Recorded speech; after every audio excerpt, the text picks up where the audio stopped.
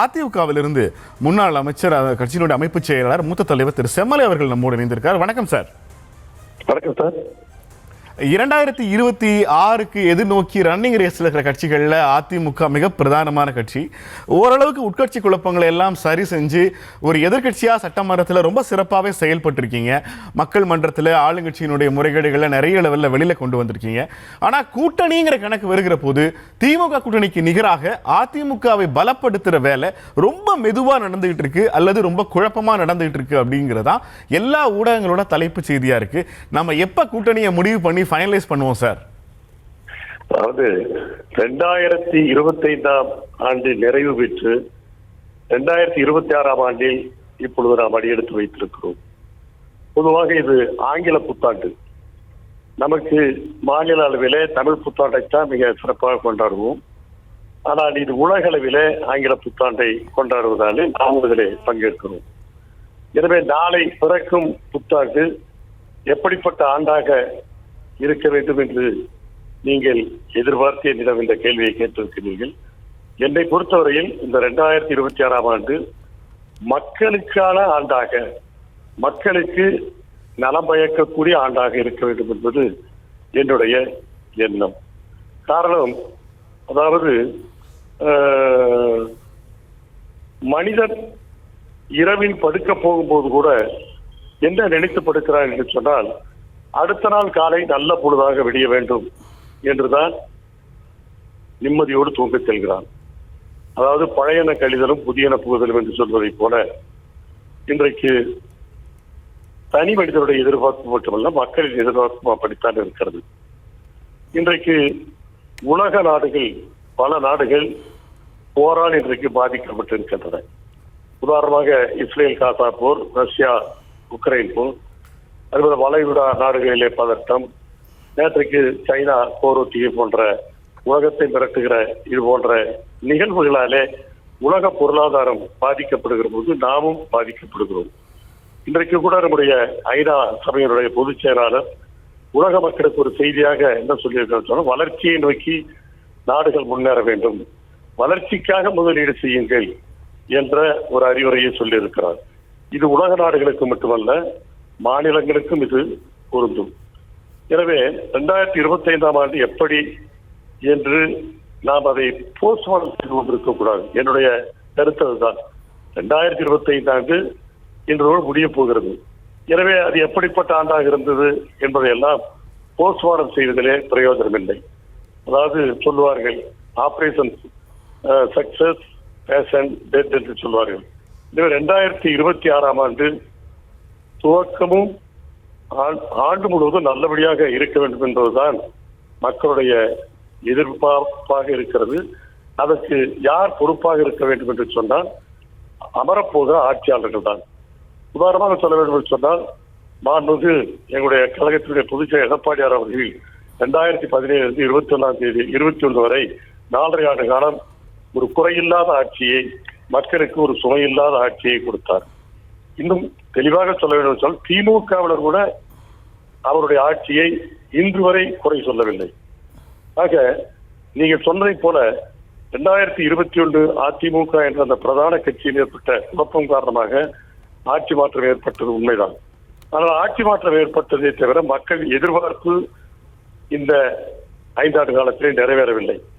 திராவிட முன்னேற்ற கழகம் ஆட்சிக்கு வருகிற போது 525 தேர்தல் வாக்குறுதிகளை கொடுத்தார்கள். இன்றைக்கு அதை நிறைவேற்ற முடியாத ஒரு சூழ்நிலையில இன்றைக்கு அனைத்து தரப்பினரும் அதிருப்தியோடு, இன்னும் கோபத்தோடு, வெறுப்போடு இன்றைக்கு போராட்ட களத்திலே இறங்கியிருக்கிறார்கள். இதற்கு என்ன காரணம் என்று சொன்னால், இந்திய அரசமைப்பு சட்டம் மத்திய அரசாங்கத்திற்கு அதாவது அதிகாரத்தை கொடுத்திருக்கிறது. நிதி பகிர்வும் அவர்கள் கையில் தான் இருக்கிறது. எனவே மத்திய அரசோடு மோதல் போக்கு என்பது கூடாது. ஒரு மாநில அரசுக்கு அது நல்லதல்ல. இந்த சண்டைக்கொடி போல சண்டை போட்டுக் கொண்டிருந்தால் மாநில வளர்ச்சி நிச்சயமாக பாதிக்கும். எங்களுடைய பொதுச் செயலாளர் எடப்பாடியார் அவர்கள் ஆட்சி பொறுப்பில் இருக்கிற போது மத்திய அரசோடு இணக்கமாக இருந்த காரணத்தினால்தான் கேட்ட நிதியை பெற முடிந்தது, கேட்ட திட்டங்களை பெற முடிந்தது. அதற்கு ஒரு உதாரணம், 11 மருத்துவ கல்லூரிகளை நாங்கள் அடிக்கடி சொல்லிக் கொண்டிருக்கிறோம். அதுபோல மெட்ரோ திட்டத்திற்கு நிதியை பெற்றுக் கொடுத்தார். 2வது மெட்ரோ திட்டத்திற்கு ஒப்புதல் வாங்கி கொடுத்தார். எனவே இன்றைக்கு திமுக ஆட்சியினர் என்ன செய்கிறார் என்று சொன்னால், மத்திய அரசாங்கத்தை துச்சமாக நினைத்து நாங்கள் அவுட் ஆஃப் கண்ட்ரோல் அந்த வார்த்தையை முதலமைச்சரானாலும் சரி துணை முதலமைச்சரானாலும் சரி சொல்லக்கூடாது. காரணம், ஒரு உதாரணத்துக்கு சொல்லுகிறேன். விமான பயணம் ஒரு பாதுகாப்பாக அமைய வேண்டும் என்று சொன்னால் விமானத்தினுடைய விமானத்தை ஓட்டிச் செல்கிற விமானி கீழே இருக்கிற கட்டுப்பாட்டு அறையோடு தொடர்பில் இருக்க வேண்டும். அந்த விமானம் கட்டுப்பாட்டு அறையினுடைய தொடர்பை துண்டித்து விட்டால் பாதிக்கப்படுவது கட்டுப்பாட்டு அறை அல்ல, விமானம் தான். எனவே அதை புரிந்து செயல்பட வேண்டும். எனவே மாநிலங்கள் நலன் கருதி ஆட்சியாளர்கள் மத்திய அரசாங்கத்தோடு இணக்கமாக செயல்படுவது நல்லது என்று என்னுடைய கருத்தாக புத்தாண்டு பிறக்கிற இந்த நாளிலே சொல்லிக்கொள்ள கடமைப்பட்டிருக்கிறேன். எனவே அதாவது 2025 வரை ஆட்சி பொறுப்பில் இருந்த திமுக அரசு என்னை பொறுப்பில் என்னுடைய கணிப்பு, என்னுடைய அசம்ஷன் என்னவென்று சொன்னால், ஒரு வெற்றி விளம்பர அரசாங்கத்தான் காலத்தை போக்கிக் கொண்டது. இன்றைக்கு மாநில அரசாங்கத்துடைய கடன் இவர்கள் ஆட்சிக்கு வந்து 5.38 லட்சம் கோடி வாங்கியிருக்கிறார். அதை விட ஒரு கொடுமை பொருளாதார என்ன சொல்லுவது என்று சொன்னால், திமுக ஆட்சி மூலதன செலவை எதுவுமே செய்யவில்லை, அதாவது நிதி வீணடிக்கப்படுகிறது என்று பொருளாதார நிபுணர்களே சொல்லுகிறார்கள். ஆனால் இவர்கள் என்ன சொல்லுகிறார்கள், எங்களுடைய ஆட்சியிலே 11.19% பொருளாதார வளர்ச்சி அடைந்துவிட்டோம் என்று சொல்கிறார்கள். அது இவர்கள் மட்டும் காரணம் அல்ல. அதற்கு முன்னாலே 10 ஆண்டுகள் அனைத்து இந்திய அண்ணா திராவிட முன்னேற்ற கழக ஆட்சி அமைத்து தந்த அடித்தளத்தினால்தான் இந்த பொருளாதார வளர்ச்சி, அதாவது 11.19 என்ற வளர்ச்சி எட்டியது என்பதை ஆட்சியாளர்கள் புரிந்து கொள்ள வேண்டும். இன்றைக்கு மக்கள் நலன் முக்கியம், சமூக நலன் முக்கியம். இன்றைக்கு போதைப் பொருள் நடமாட்டம், சமுதாய சீரழிவு, சட்டம் ஒழுங்கு பாதிப்பு சீர்கெட்டு கிடக்கிறது. மக்களுக்கு பாதுகாப்பற்ற நிலை, குறிப்பாக பெண்களுக்கு பாதுகாப்பற்ற நிலை, அதே போல பாலியல் வன்கொடுமை. இன்னும் சொல்ல போனால் காவல்துறை சுயமாக திமுக செயல்படவில்லையோ என்ற ஒரு எண்ணம் இருக்கிறது. காரணம், அவருடைய தலைமை அதிகாரி, அதாவது டிஜிபி, அந்த பதவியே இன்னும் நிரப்பப்படவில்லை என்று சொன்னால் என்ன காரணம்? எப்படி அந்த துறை சிறப்பாக செயல்படும்? தலையில்லாத ஒரு முண்டமாக இருந்தால் காவல்துறை எப்படி சிறப்பாக செயல்பட முடியும்? அதே போல பல்கலைக்கழகங்களிலே துணைவேந்தர்கள் இல்லை, அதுதான் அரசு அலுவலர்கள், ஆசிரியர்கள், மருத்துவர்கள், செவிலியர்கள், சத்துணவு அமைப்பாளர்கள், அங்கன்வாடி பணியாளர்கள், அதே போல தூய்மை பணியாளர்கள், மாற்றுத்திறனாளிகள், இவரெல்லாம் போராட்ட களத்திலே இன்றைக்கு இறங்கி கொண்டிருக்கிறார்கள். அவர்கள் என்ன சொல்லுகிறார்கள் சொன்னால், திமுக ஆட்சியிடம் எதிர்பார்த்தோம், ஏமாந்தோம், இனி போராட்டம் தவிர வேறு வழி இல்லை என்று சொல்லுகிற அளவிற்கு இன்றைக்கு நிலைமை மோசமாக்கி கொண்டிருக்கிறது.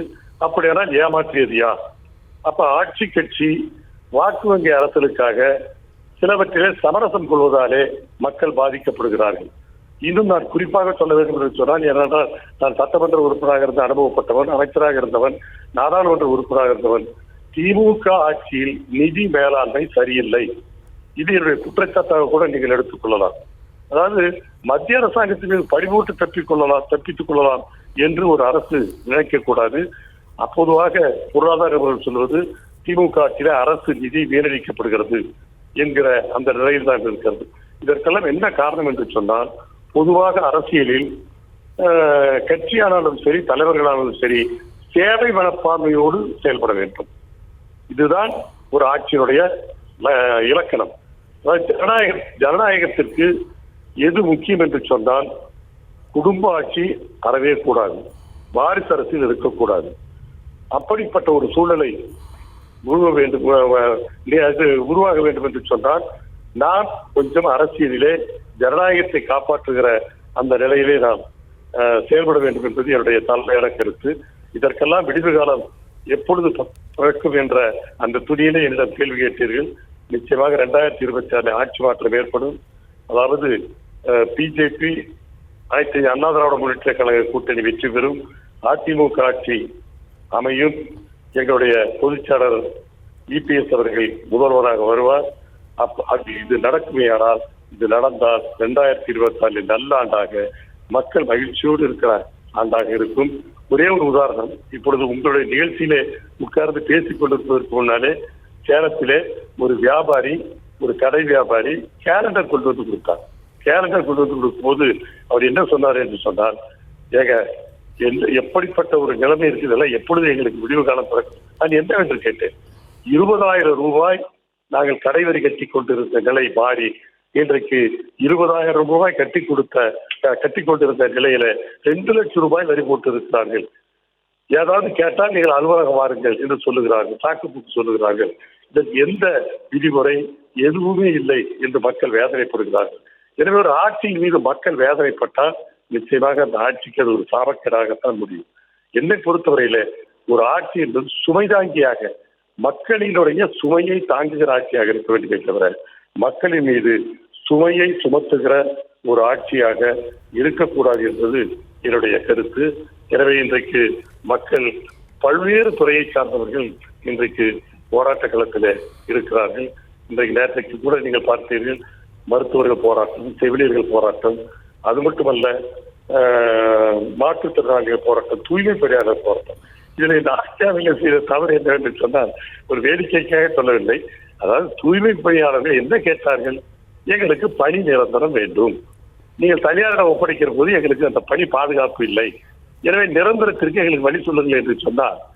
அதாவது பட்டுக்கோட்டைக்கு வருகிறார்கள், கொட்டைப்பாக்கு விலையை சொல்வதை போல அவர் பணி நிரந்தரம் கேட்கிற அந்த தூய்மை பணியாளருக்கு நாங்கள் காலை உணவு கொடுக்கிறோம், மாலை உணவு கொடுக்கிறோம், மதிய உணவு கொடுக்கிறோம் என்று அவர்களை எந்த அளவுக்கு தாக்கல் செய்கிறார் என்பது இந்த ஆட்சியாளருடைய கையாளாக தரத்தை நினைவுபடுத்துகிறது. அதே போல இந்த மாற்றுத்திறனாளிகள் அவர்கள் என்ன கோரிக்கை வைக்கிறார்கள்? எங்களுக்கு உதவித்தொகையை உயர்த்தி கொடுக்கும் என்று சொல்லுகிறார்கள். ஆனால் இந்த ஆட்சியாளர்கள் அதற்கு மாறாக என்ன உத்தரவு போட்டிருக்காரு சொன்னால், அதாவது உள்ளாட்சி அமைப்புகளிலே இவர்களுக்கு நாமினேட்டட் போஸ்ட், ஏற்கனவே இருக்கிற கவுன்சிலர்களுக்கு அங்க வேலை இல்லை, அங்கேயே நிதி இல்லை, கிராம பஞ்சாயத்து ராஜில் பேசக்கூடிய பஞ்சாயத்துக்கு பணமே கிடையாது. இவங்க நாமினேட்டட் போஸ்ட்ல போய் மாற்றுத்திறனாளி போட்டா என்ன பிரயோஜனம்? அங்க உட்காந்துக்கு சீட்டு கொடுக்க மாட்டாங்க. அதுதான் நிலைமை. ஆக இது போன்ற தேவையில்லாத ஒரு பிரச்சனைகளை இவர்களாகவே விலைக்கு வாங்கி வரக்கூடாது. இன்னும் எனக்கு ஒரு குறையாகப்படுவது, அது முதலமைச்சரானாலும் சரி, துணை முதலமைச்சராலும் சரி, தற்பெருமையே பேசிக் கொண்டிருக்கிறார்கள். இவர்கள் தங்களைத்தாங்களே புகழ்ந்து கொண்டிருக்கிறார்கள். அதுதான் எனக்கு ஆச்சரியமாக இருக்கிறது. ஒரு ஆட்சியை புகழ வேண்டும், ஒரு ஆட்சியாளர்களை புகழ வேண்டும், ஒரு முதலமைச்சரை புகழ வேண்டும், ஒரு துணை முதலமைச்சரை புகழ வேண்டும், அமைச்சரவை சகாக்களை புகழ வேண்டும் என்று சொன்னால் மக்கள் மனதார பாராட்ட வேண்டும் அவர்கள். ஆனால் மக்கள் ஒரு பக்கம் சபித்துக் கொண்டு நாங்கள் நல்லாட்சி கொடுக்கிறோம், நாங்கள் நல்லா தமிழகம் தான் தலை சிறந்த மாநிலம் என்று வெற்று பெருமை, வீண் பெருமை, தற்பெருமை பேசிக் கொண்டிருப்பதிலே எந்த பிரயோஜனமும் இல்லை. எனவே இது காலங்கடந்த இது அதாவது கண்கட்ட பிறகு சூரிய நமஸ்காரம் செய்வதை போல. எனவே நீங்கள் சொன்னதை போல 2026ஆம் ஆண்டு நிச்சயமாக மக்களுக்கு நல்ல ஆண்டாக இருக்கும். 2026 ஆட்சி மாற்றம் ஏற்படும், மக்கள் எதிர்பார்க்கிற ஒரு நல்லாட்சி அமையும். அப்பொழுது அண்ணா திராவிட முன்னேற்ற கழக தலைமையிலான ஆட்சிக்கு எங்களுடைய பொதுச்செயலாளர் எடப்பாடியார் அவர்கள் தலைமை தாங்குகிற போது பழையபடி மீண்டும் அந்த 4.5 ஆண்டு காலம் எப்படி ஒரு நல்லாட்சியை தந்தாரோ அதே போல தொடர்ந்து நல்லாட்சியை தருவார் என்ற அந்த நம்பிக்கையோடு உங்களுக்கும் உங்களுடைய நிறுவனத்திற்கும் ஆங்கில புத்தாண்டு வாழ்த்துக்களை சொல்லி நன்றி கூறி என்னுடைய கருத்துக்களை நிறைவு செய்கிறேன். நன்றி. நன்றி சார். நன்றி. உங்களுக்கும் உங்கள் கட்சியினருக்கும் புத்தாண்டு வாழ்த்துக்கள். நன்றி சார்.